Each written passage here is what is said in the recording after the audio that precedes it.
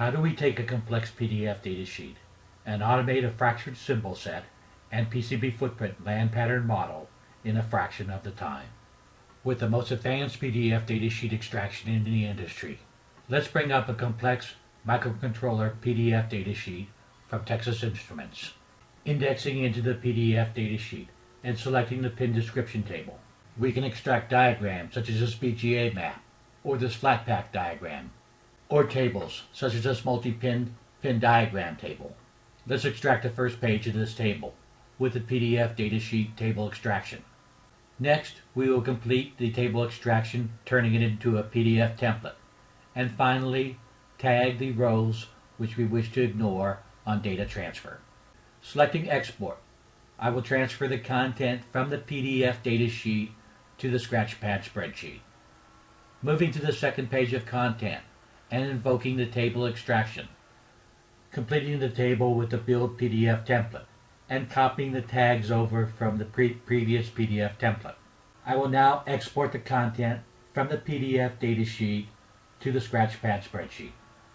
Moving to the third page of content, I will first create a PDF table and then build the table to a PDF template, copying over the previous tags from the previous page of content, and finally transferring the third page of content to the Scratchpad spreadsheet. Let's now move to the fourth and last page of content.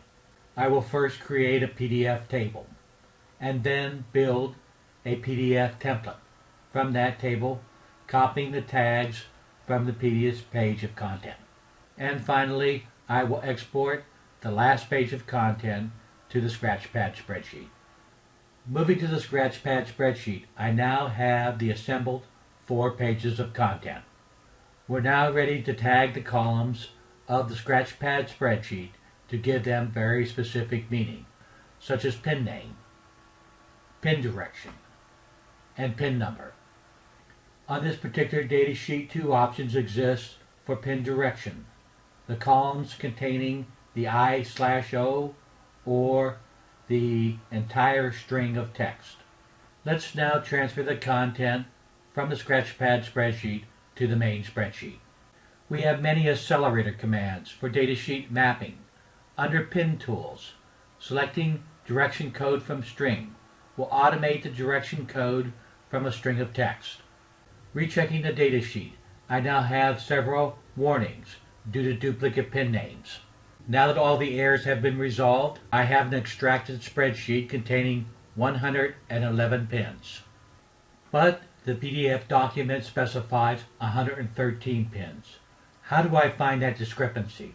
Let's select the Configuration button and move to the Footprint Builder, where I have the industry's most complete set of footprint calculators and generators, including circular connectors, DBs, DB right angles, duals, shrouded headers, BGAs, chip arrays, chips, CQFPs, crystals, diodes, LCCs, LGAs, molded, oscillators, QFNs and Ps, SODs, SOICs, Js, Ns, and Ps, and SOTs and TOs, through-hole devices, including caps, resistors, fuses, inductors, LEDs, and TOCs, and variant calculators for very specific purposes such as dual row QFN packages.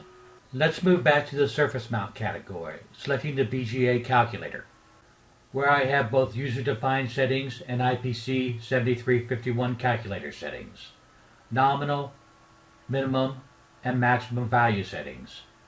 I will first move to the Component tab and change the number of rows to 12 and 12, turning fiducials off, changing the pin pitch to 0.5 and ball size to 0.30, and recalculating. I will use the on-screen associative editor to click directly on the value, changing the mode to minimum and maximum setting, and entering the value directly on the screen, updating the side form entry automatically. Let's click on the B nominal value, performing the same functions. Bringing up the PDF document, we have the C3 pin appearing on the left side, and on the top view will appear on the right side. Changing the body orientation and selecting Generate will put the C3 pin in the proper orientation. I will now select a set of pins to become non-propagated. Completing the outer rows, I will now select the set of inner rows. And going back and referencing the PDF document, I will notice that the C3 pin is propagated in the array. Making the last two changes, I will move to the pin tools, where I will change the propagation to non-propagated for the selected set of pins.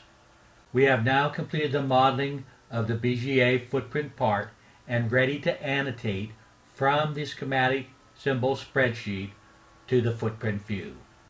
Once annotated, let's bring up the reporting and obtain a graphical report of all terminals with missing pin assignments. These two discrepancies are the missing pins in the original TI PDF datasheet. Contacting the component manufacturer, the two missing pins are ground pins, which I will manually add to the spreadsheet. Rechecking the datasheet, I now have 113 pins.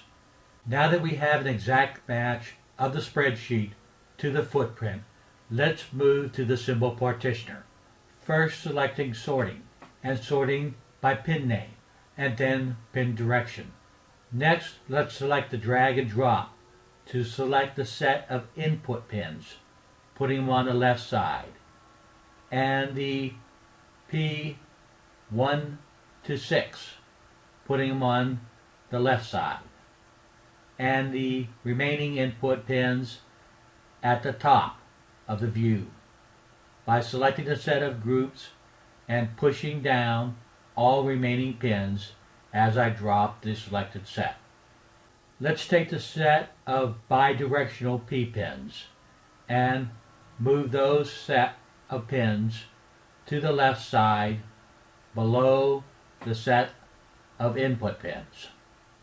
Moving to the output pins, let's take the COM0 and put it on the right side, and the set of output P pins, moving those in alignment with the input pins from the left side. Taking the S pins, and let's reorder the S pins, high to low versus low to high, and place those on the right side. And the X out and other remaining output pins to the right side. The power, grounds, and no connects, let's put on the second symbol fracture, created automatically with the next command. Putting the power on the left, the ground on the left, and the reserve pins on the right side. The reserve pins are all tagged as ground pins, or we could retoggle the pin destination to no connects. Resizing the window views, let's take the selected set of pins containing the no connects and cross-reference them to the footprint with the probe command, demonstrating the integration of the schematic symbol model to the footprint. Moving back to the main spreadsheet under File, selecting Current Part View, I will now attach and link the footprint model to the schematic symbol model. I'm now ready to export the part directly to my EDA tooling system. Under Exports, there's a host of EDA system exports, including OrCAD Capture, Allegro DE-HDL, DX Designer, PathLogic, and Design View. In this case, I will export to OrCAD Capture, saving the part and exporting directly to OrCAD Capture. Bringing up the library with the Open Library and importing the library, I now have the completed part directly exported to OrCAD Capture. A two-part fractured symbol set with the package net listing properties. Now that we've completed the export of the schematic symbol to OrCAD Capture, Let's move to Footprint Builder.